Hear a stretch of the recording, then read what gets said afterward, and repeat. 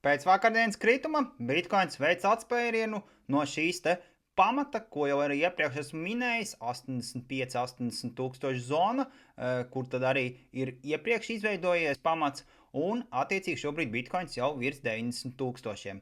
Arī kopējā kriptovalūtas tirgus kapitalizācija mums ir virs 3 triljoniem ASV dolāru, kas ir ļoti labi.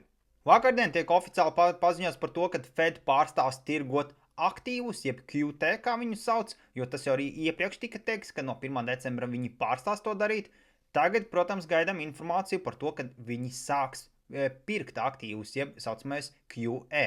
Un arī, protams, 10. decembris vairs nav aiz kalniem, tad procentu likuma samazinājums. Šobrīdēji dati liecina to, ka visticamāk procentu likme tiks mazināta.